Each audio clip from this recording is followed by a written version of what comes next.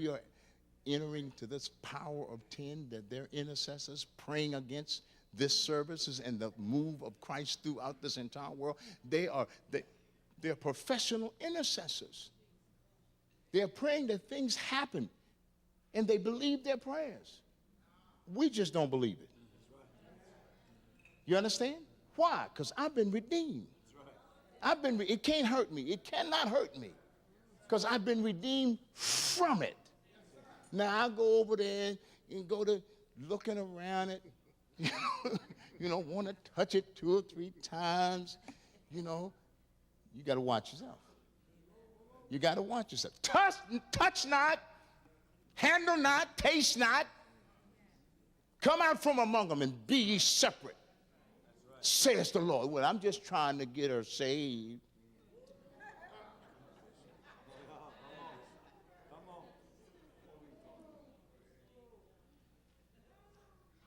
You talking, they talking. You got to be careful what you hear. See? So, a curse, a prayer, something said to invoke injury or harm. How many times has someone told you you ain't gonna be nothing?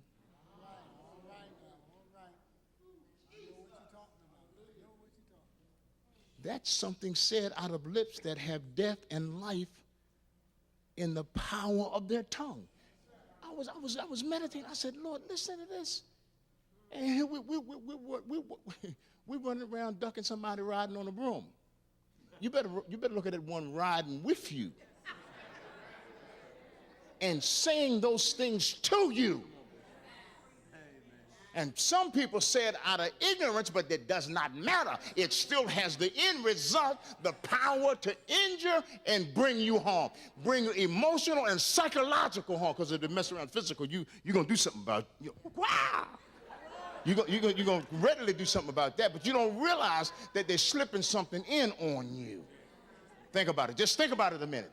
Think about how it made you feel.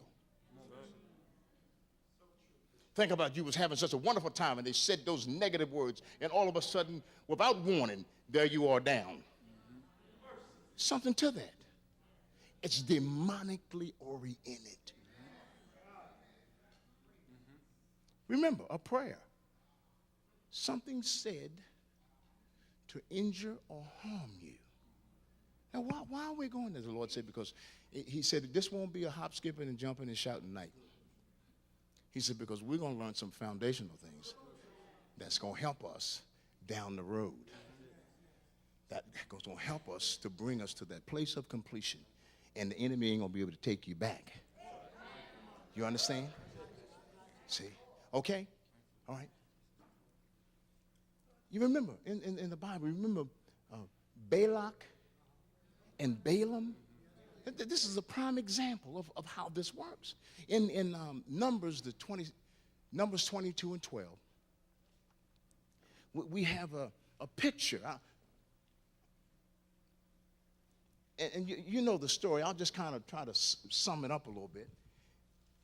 The king of Ammon and the Moabites, Balak wanted Balaam to curse Israel because they just didn't like him. How many people do you know dislike you without a cause? So Balak wanted Balaam to curse Israel, and God said, no, this ain't gonna happen.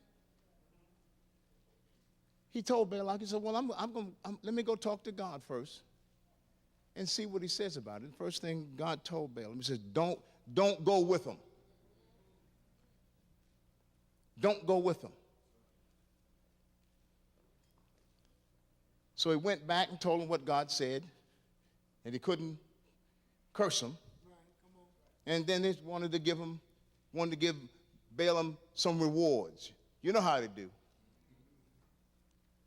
They want to reward you to stay out of church. If you go with me to the mall, I'll buy you a drink.